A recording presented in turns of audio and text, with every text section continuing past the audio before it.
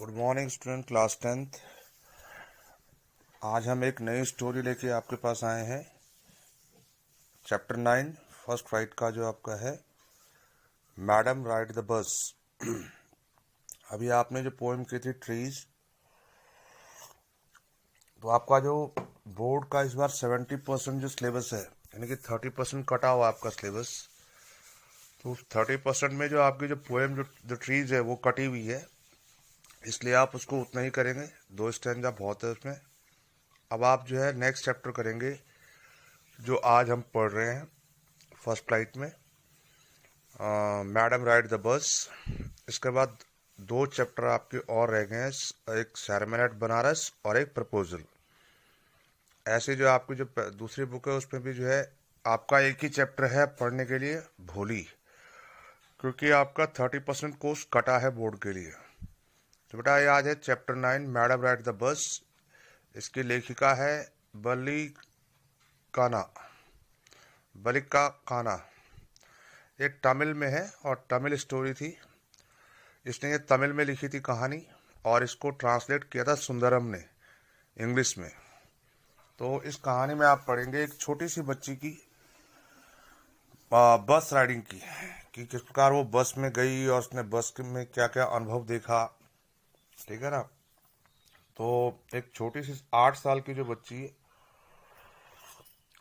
और वो बस राइड करती है पहली बार, और उसको वहाँ पे क्या एक्सपीरियंस मिलता है वो आपने पढ़ना है।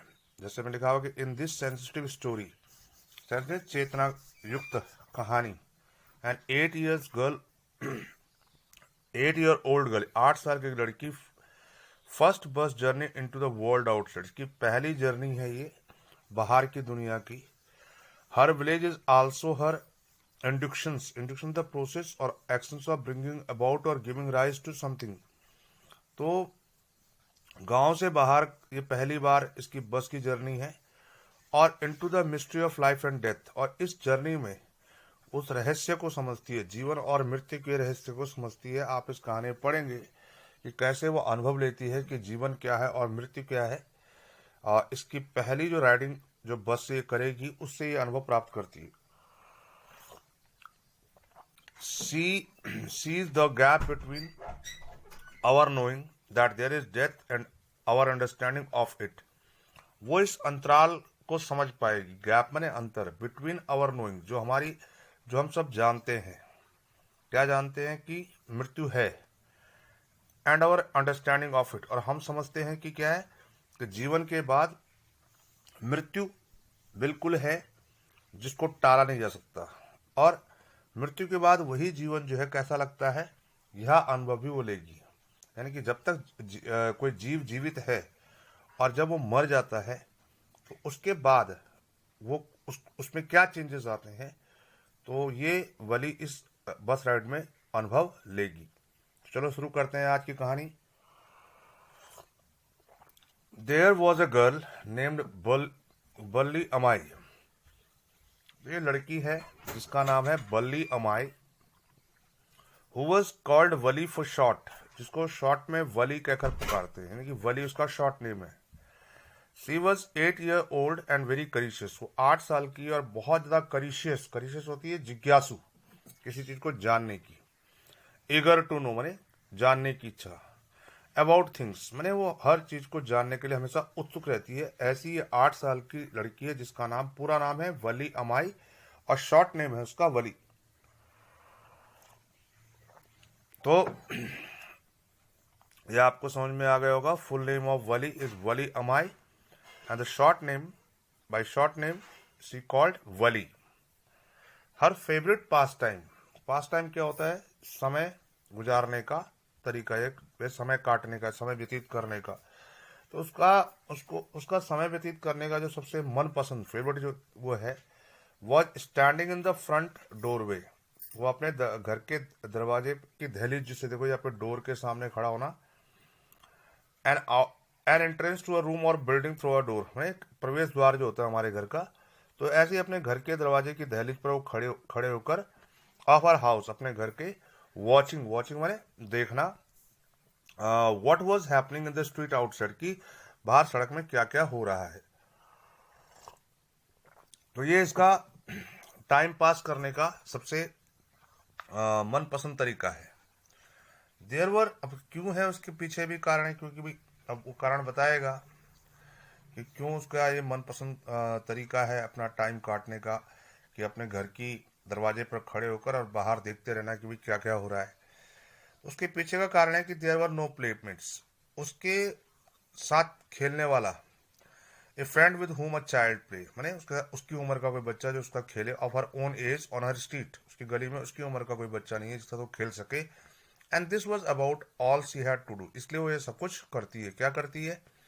हमें अपने दरवाजे की दहलीज पर खड़ी रहती है और वहां से वॉच करती रहती है कि भाई बाहर क्या क्या हो रहा है। तो ये इसलिए वो उसका फेवरेट पास टाइम भी है, क्योंकि उसकी उम्र का कोई उसके साथ कोई प्लेमेट्स नहीं है। बट फॉर बली, लेकिन वली के लिए standing at the front door, भी दरवाजे की दहलीज पर खड़ा होकर, was every bit as enjoyable as any of the elaborate games other children played। जैसे अन्य बच्चों के जो आनंद देने वाले जो खेल होते हैं, एलोबरेट में बहुत भव्य खेल, जैसे कोई फुटबॉल हो गया, क्रिकेट हो गया, या फिर अन्य चीजें होगी, हॉकी हो गया, तो जो आउटसाइडर जो प्लेइंग होती है, तो जैसे अन्य बच्चों के लिए ये आउटसाइड प्लेइंग इंजॉयबल होती है, वैसे उसके लिए भी जो है अपने दरवाजे की दहलीज पर खड़ा होना ही वैसे ही आनंददायक रहता है। मैंने उसको कोई इसमें आपत्ति नहीं है या उसको कोई वो नहीं है।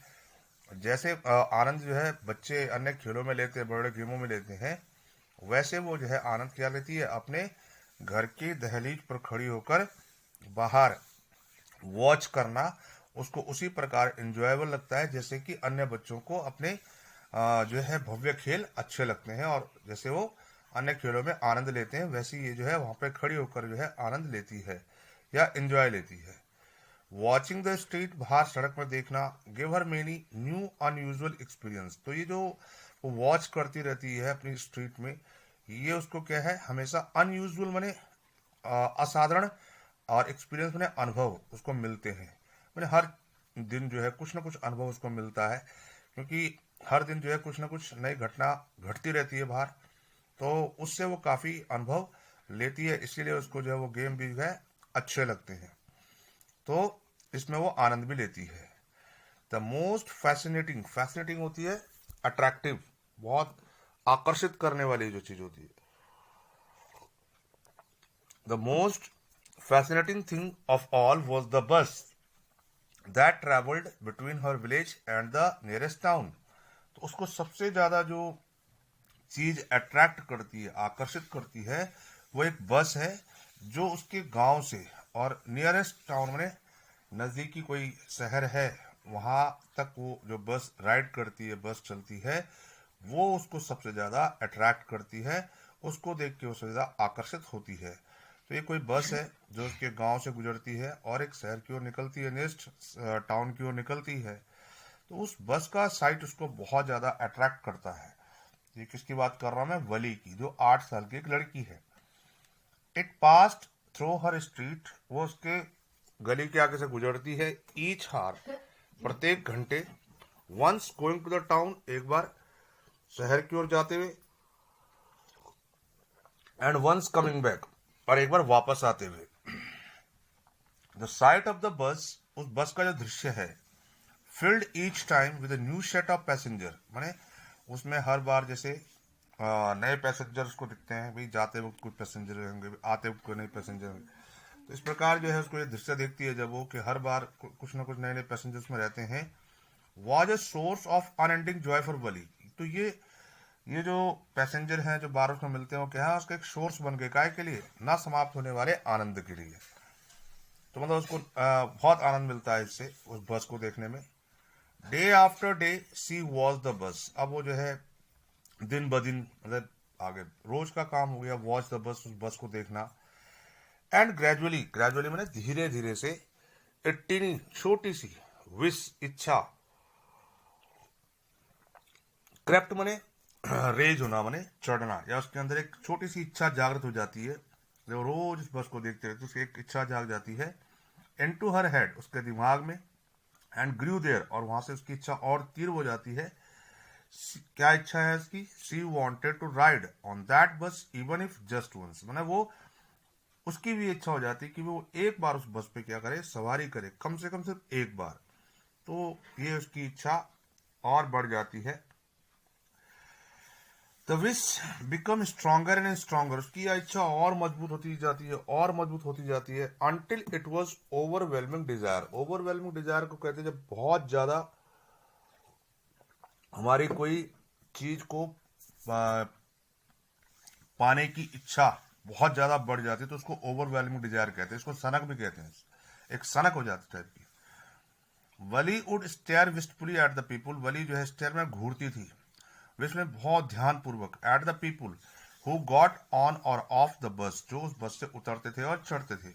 When it stopped at the street corner, जब वो बस उसके गली के बाहर रुकती थी और जब उसमें कोई लोग उतरते थे या चढ़ते थे तो उसको बड़े गौर से और बड़े ध्यान से वो घूरती थी, क्योंकि अब वो उसकी धीरे धीरे क्या है, उसकी सनक बन चुकी थी कि भाई एक न एक बार तो भाई इस बस पे जाना ही जाना है। तो मैंने जैसे ओवरवेलमिंग डिजायर को मैंने भी समझाया आपको कि जब हमारी कोई इच्छा इतनी तीव्र हो जाती है कि बस हमें वो चाहिए चाहिए, तो that is called a overwhelming desire. Their faces would kindle in her longing dreams and hopes, उनके चेहरे, किनके चेहरे की बात कर रही है, वो जो पैसेंजर उतरते हैं और चढ़ते हैं।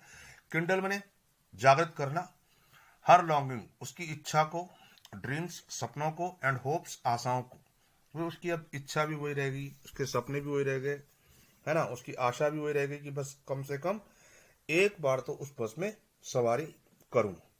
तो उनके जो चेहरे हैं उन पैसेंजर्स के, वो उसके अंदर ये इच्छा को और प्रकाशित कर रहे हैं। If one of her friends, अब वो एक बात कल्पना टाइप की यहाँ पे होती है कि if one of her friend, यदि उसकी कोई दोस्त happen to ride the bus, मतलब उसकी कोई सहेली और जो बस की सवारी कर चुकी हो, and tried to describe the sight, और प्रयास करती है कि भी उसको जो जो दृश्य उसने देखे हैं बस के राइडिंग में, तो of the town to her, की शहर के बारे में उसको बताती होगी, तो that time Valli would be too jealous, उसमें वली को बहुत ज्यादा ईर्ष्या होती है टू लिसन, ये सुनने में, एंड वुड शाउट, और चिल्लाती है इन इंग्लिश, प्राउड प्राउड, तो वो ऐसा उसको मतलब अपनी शैली को बोलते हैं घमंडी है, तो घमंडी है। मैंने ये बच्चों का देखा होगा आपने कि एक बच्चा, किसी बच्चे की कोई इच्छा हो और वो उसके पास ना, और दूसरे बच्चे के पास वो हो, और जब दूसरा बच्चा उसको कोई बताता तो क्या है, उसको बड़ा जेलसी होता है, तो ऐसा उसको लगता है जेलसी। नाइदर सी और हर फ्रेंड, ना तो वो ना उसकी सहेली, रियली अंडरस्टैंड द मीनिंग,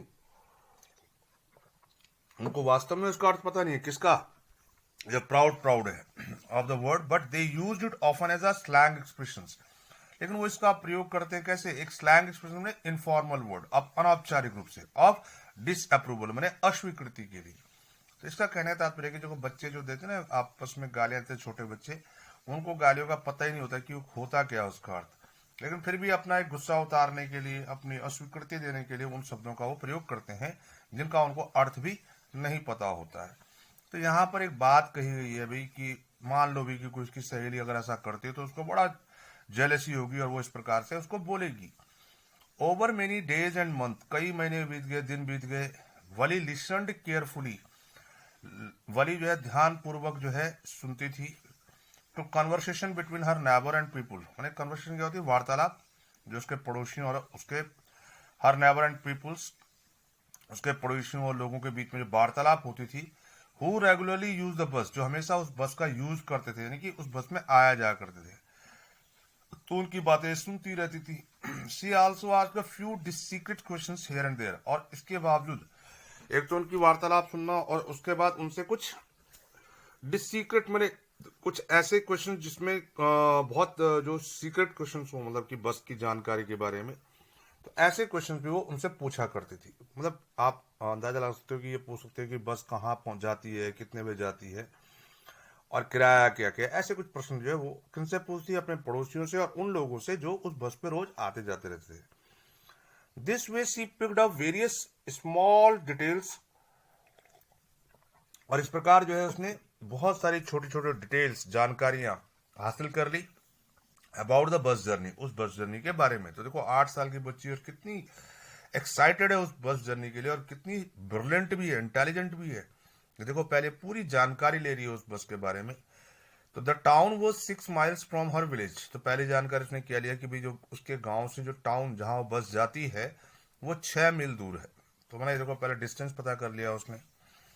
तो इससे लगता है कि वली एक इंटेलिजेंट गर्ल्स भी है। तो अब पहली जानकारी उसने क्या हासिल करी कि भाई उसके गांव से और उस टाउन की जो है दूरी कितनी है, तो 6 माइल की दूरी है। द फेयर वॉज 30 पैसा वन वे। अब एक तरफ का जो किराया है, मतलब उसके गांव से उस कस्बे में जाने का तक का किराया जो है वो है 30 पैसा, which is almost nothing at all. She heard and well dressed man से, एक दिन कोई एक सज्जन व्यक्ति अच्छे कपड़े वाला जो वेल ड्रेस था, तो उससे उसके मुंह से सुना होगा उसने कि अरे ये तो कुछ भी नहीं है, मतलब 30 पैसा कोई ज्यादा किराया नहीं है। बट टू वली, लेकिन वली के लिए, who scarcely saw that much money from 1 month to the next, लेकिन वली जैसे छोटी लड़की के लिए, जिसके लिए जो एक महीने से पूरा महीने तक जो है कभी इतना पैसा, इट सीम्ड अ फॉर्च्यून, माने एक भाग्य की बात होती है कभी उसके पास इतना पैसा हो, यानी कि उसका पैसा नहीं, इतना पैसा कभी देखा भी नहीं था उसने। तो उसके लिए बहुत बड़ी अमाउंट थी ये 30 पैसा। तो एक क्या पता किया भाई कि एक तरफ का किराया उसने पता कर लिया, ये पता कर लिया कि भाई शहर जो है 6 मील दूर है। The trip to the room the trip to the town took 45 minutes. अब तीसरी बात ने क्या पता कर ली कि भाई वहां से और टाउन तक जाने का जो समय लगता है वो है 45 मिनट का। तो देखो इतनी सारी जानकारी उसने कैसे ली बेटा, लोगों से पूछ कर, उनकी बातें सुनकर। On reaching town if she stayed in her seat, और यही पता कर लिया कि अगर वो वहां टाउन पहुंचती है और अपनी सीट पे बैठी रहती है, एंड पेड अनदर 30 पैसा, फिर 30 पैसा देती है, she could return home on the same bus, तो उसी बस पे वो वापस भी आ सकती है। तो देखो इसने ये जानकारी भी ले ली कि 30 पैसा जाने का, 30 पैसे आने का, 60 पैसे लगेगा आने जाने का, 45 मिनट लगेंगे, यानी कि 45 जाने में लगेंगे और 45 मिनट आने में लगेंगे, तो मतलब 1 घंटा समथिंग उसको लगेगा। This mean that she could take the 1 o'clock afternoon, तो अब उसने ये भी लगा दिया भी कि अगर वो 1 बजे दोपहर में बस पकड़ती है तो रीच द टाउन एट 1:45, तो 1:45 पे जो है क्या है वो टाउन पहुंचेगी, and be back home by about 2:45, और 2:45 तक वो वापस घर आ सकती है यदि वो उसी बस पर बैठी रहेगी।